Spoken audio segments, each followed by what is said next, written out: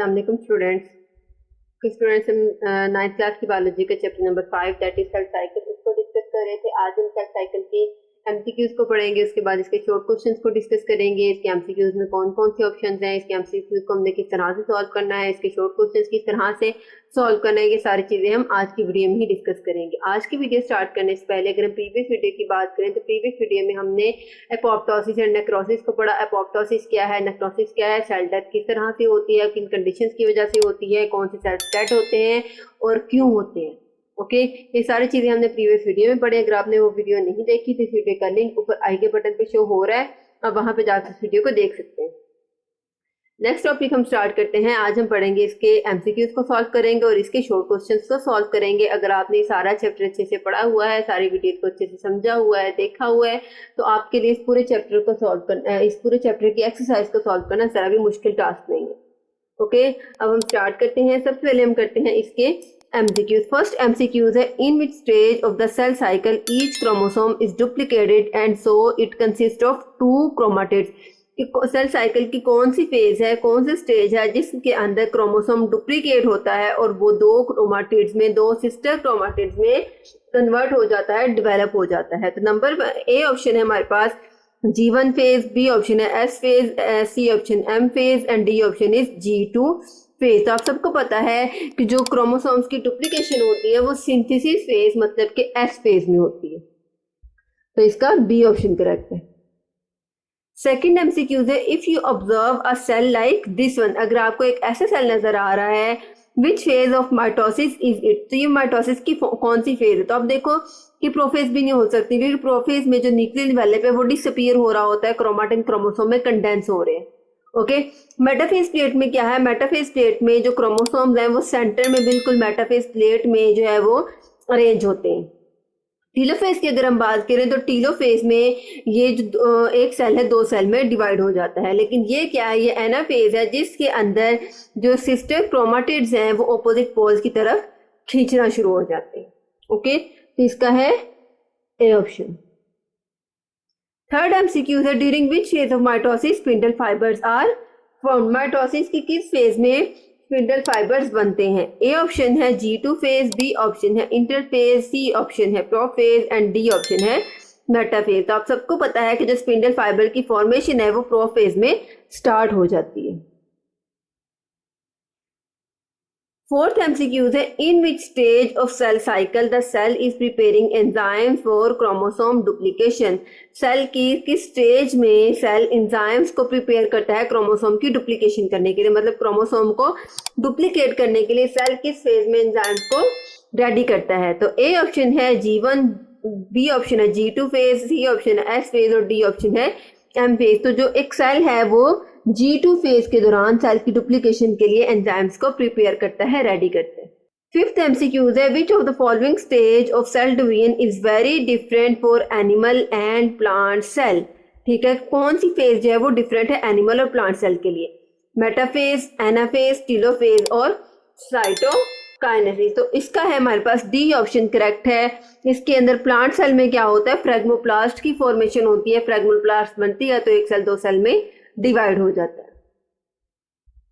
Okay sixth MCQs है prior to cell division, कि cell division से पहले ईच क्रोमोसोम रेप्लिकेट्स और डुप्लीकेट्स इट्स जेनेटिक मटेरियल, के हर क्रोमोसोम सेल डिवीजन से पहले अपना जो है वो जेनेटिक मटेरियल डुप्लीकेट कर लेता है। The products are connected by a centromere and are called, कि जो प्रोडक्ट्स हमारे पास बनती हैं वो सेंटर में एक साथ अटैच हो जाती है, हम उन्हें क्या कहेंगे, sister chromosomes, homologous chromosomes, non sister chromatids या सिस्टर क्रोमाटिड्स। तो इसका है हमारे पास B option correct, homologous chromosomes. Seventh MCQs है the process of mitosis ensure that, के प्रोसेस माइटोसिस का प्रोसेस किस चीज को इंश्योर करवाता है। ए ऑप्शन है each new cell is genetically different from its parent, B option है each new cell receives the proper number of chromosomes, C option है cell will divide at the appropriate time, D option है chromosome duplicates without errors. Okay तो इसका हमारे पास जो B option है जिसमें है cell divides at the appropriate time, कि माइटोसिस में क्या होता है कि सेल अपने अप्रोप्रिएट टाइम में डिवाइड हो जाता है, अपने टाइम में डिवाइड हो जाता है, इसमें कोई भी जो है वो आगे पीछे नहीं होता, तो इसका बी ऑप्शन करेक्ट है। Sorry, each new cell receives a proper number of chromosome, क्या नया सेल एक प्रॉपर नंबर ऑफ क्रोमोसोम्स को रिसीव कर लेते हैं। 8th MCQ है cytokinesis in plant cell is characterised by, कि जो प्लांट सेल की साइटोकाइनेसिस है वो किस तरह से होती है। The equal division of homologous chromosomes, B option है a pinching off the cell membrane to divide the cell, C option है the formation of cell plate in the cytoplasm, D option है the movement of the chromosome from the metaphase plate. तो इसका जो हमारे पास C option है the formation of cell plate in the cytoplasm, जिसे हम फ्रेगमोप्लास्ट कहते हैं, फ्रेगमोप्लास्ट की फॉर्मेशन के बाद एक सेल दो सेल में डिवाइड हो जाता है। 9th MCQ है which of the following is unique to mitosis and not a part of meiosis 1, के वो कौन सी प्रॉपर्टी है जो माइटोसिस में है लेकिन मायोसिस 1 में नहीं है। ए ऑप्शन है homologous chromosomes pair forming bivalents, B option है homologous chromosomes crossover, C option है chromosomes pair are broken during anaphase, D option है क्रोमाटिड्स सेपरेट ड्यूरिंग एनाफेज। तो इसका हमारे पास डी ऑप्शन करेक्ट है। तो हमारे पास एनाफेज के दौरान क्रोमाटिड सेपरेट हो जाते हैं। 10th MCQ है which event distinguishes meiosis from mitosis, condensation of chromosomes, loss of nuclear membrane, formation of metaphase plate, pairing of homologous chromosome. तो इसमें जो पहले तीन हैं वो माइटोसिस मियोसिस दोनों में होते हैं, लेकिन जो फोर्थ है हमारे पास डी ऑप्शन है वो सिर्फ मियोसिस में होता है, जो कि क्या है pairing of homologous chromosomes. 11th MCQ है in which stage of the cell cycle most cell spend their lives, के सेल साइकिल की वो कौन सी स्टेज है जिसके अंदर एक सेल अपना ज्यादातर टाइम गुजारता है। ए ऑप्शन है प्रोफेज, बी ऑप्शन है मेटाफेज, सी ऑप्शन है इंटरफेज और डी ऑप्शन है टीलोफेज। तो हमने ये देखा था जब हमने चैप्टर स्टार्ट किया था, हमने देखा था कि सेल अपनी लाइफ साइकिल का 90% इंटरफेज में स्पेंड करता है। तो 11th का कौन सा ऑप्शन है, सी ऑप्शन। 12th MCQ है which of the following distinguishes meiosis from mitosis, ये कौन सी प्रॉपर्टी है जो मियोसिस को माइटोसिस से डिफरेंशिएट करती है। ए ऑप्शन है the chromosome number is reduced, B option है chromosomes undergo crossing over, C option है the daughter cells are genetically different from the parent cell. तो अगर देखा जाए तो क्रोमोसोम नंबर रिड्यूस भी होते हैं मियोसिस में, क्रॉसिंग ओवर भी होती है और जेनेटिकली डिफरेंस भी होते हैं। तो इसका हम लगाएंगे ऑल ऑफ द अबव के सारे ऑप्शन जो है वो मायोसिस में होते हैं जबकि माइटोसिस में नहीं होते। 13th MCQ है for mitosis the chromosomes of cell duplicate during interphase, when do the chromosomes duplicate for meiosis. अब हमने ये बताना है कि मियोसिस के लिए क्रोमोसोम्स कब डुप्लीकेट होते हैं, before meiosis 1, before meiosis 2, during meiosis 1 या डू नॉट डुप्लीकेट। तो इसका है हमारे पास 13 का सी ऑप्शन करेक्ट है, ड्यूरिंग मियोसिस 1 जो है वो क्रोमोसोम्स डुप्लीकेट हो जाते हैं। 14th MCQ है find the correct statement, homologous chromosomes form pairs during mitosis, chromosomes do not duplicate in the interphase preceding meiosis 1, C option है homologous chromosomes form pairs during meiosis but not mitosis, spindles are not required during meiosis। तो इसका है हमारे पास C option जो है वो correct statement है कि होमोलोगस क्रोमोसोम मियोसिस में बनते हैं जबकि माइटोसिस में नहीं बनते। पहले में ये कह रहे हैं कि माइटोसिस में होमोलोगस क्रोमोसोम बनते, जो कि गलत है। दूसरे में कह रहे हैं क्रोमोसोम डुप्लीकेट नहीं होते, ये भी गलत है। तीसरे में है कि क्रोमोसोम जो है होमोलोगस क्रोमोसोम बन जाते हैं मियोसिस में जबकि माइटोसिस में होमोलोगस क्रोमोसोम्स का पेयर नहीं बनता। 15th MCQ है what reason would you suggest for the fact that the total DNA content of each daughter cell is reduced during meiosis?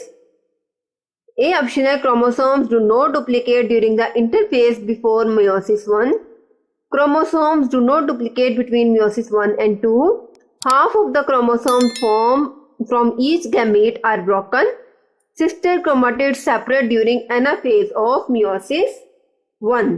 तो इसका है हमारे पास सी ऑप्शन करेक्ट है कि half of the chromosomes from each gamete are broken, के हर gamete से हाफ क्रोमोसोम मतलब कि 46 क्रोमोसोम्स होते हैं तो 23 क्रोमोसोम जो होते हैं वो जाएंगे और एक नया सेल बना देंगे। इसके बाद हम करते हैं इसके अंडरस्टैंडिंग द कॉन्सेप्ट। इसमें कुछ क्वेश्चंस हैं। फर्स्ट क्वेश्चन है हमारे पास, what is cell cycle and what are its main phases. Cell cycle क्या है, इसकी मेन फेजेस कौन सी हैं? तो इसका आंसर है पेज नंबर 87। मैं आंसर्स लिख रही हूँ, अगर आपको समझ ना आए तो आप कमेंट सेक्शन में पूछिए, मैं इनको डिटेल से बता दूँ।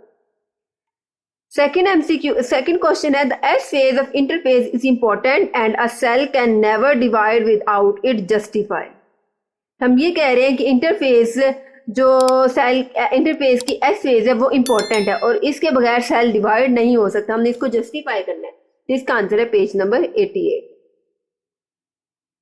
Question number 3, how would you state the events of prophase of mitosis. कि आप माइटोसिस के जो है वो प्रोफेज के इवेंट्स को किस तरह से बताएंगे? तो इसका आंसर है आपके पास पेज नंबर 89। आपने माइटोसिस की प्रोफेज को डिस्कस कर देना है, ड्रॉ कर देना है। फोर्थ है, make a list of the events of mitosis. आपने माइटोसिस के इवेंट्स को बताना है, तो इसका आंसर भी आपके पास पेज नंबर 89 पे है। How is mitosis significant. Mitosis की सिग्निफिकेंस हमने पढ़ी थी, सिग्निफिकेंस ऑफ माइटोसिस, तो आपने इसका आंसर है पेज नंबर 92 पे, इसको एक्सप्लेन कर देना है। सिक्स क्वेश्चन है, describe the events that occur during the phases of meiosis 1। अब आपने बताना है कि मियोसिस 1 की प्रोफेज में कौन कौन से जो है वो इवेंट्स होते हैं। तो इसका आंसर है आपके पास पेज नंबर 96 पे। सेवंथ है, describe the significance of meiosis. इसमें आपने सिग्निफिकेंस बता देनी है मियोसिस की, इसका आंसर है आपके पास page number 100। Contrast mitosis and meiosis, emphasizing the events that lead to different outcomes। इसका आंसर आपके पास पेज नंबर 101, आपने इनको कंपेयर कर देना। डिस्क्राइब नेक्रोसिस एंड एपोप्टोसिस, इसका आंसर है पेज नंबर 102। ओके, बहुत इजी शॉर्ट क्वेश्चन था, आपने इसको एक दफा देखना है। अगर समझ ना आए तो कमेंट कीजिए, मैं आपको इंशाल्लाह नेक्स्ट वीडियो में इसको एक्सप्लेन कर दूंगी। ओके, ये था आज का टॉपिक। आज के टॉपिक में हमने इसके मल्टीपल चॉइस क्वेश्चंस, एमसीक्यूज और अंडरस्टैंडिंग द कॉन्सेप्ट्स किया। आई होप आपको वीडियो अच्छे से समझ आ गई होगी। इसके यहाँ रह गए शॉर्ट क्वेश्चंस, वो इंशाल्लाह हम नेक्स्ट वीडियो में करेंगे। ओके स्टूडेंट्स, अगर आपको इस वीडियो में कोई भी कंफ्यूजन है, किसी चीज की समझ ना आए तो कमेंट सेक्शन में जरूर पूछिए। और अगर आपको मेरी वीडियो अच्छी लगे तो चैनल को लाइक करें, सब्सक्राइब करें, साथ ही बेल आइकन के बटन को प्रेस करें। इससे आपको मेरी हर वीडियो की नोटिफिकेशन सबसे पहले देखने को मिलेगा। ओके स्टूडेंट्स, अल्लाह हाफिज़।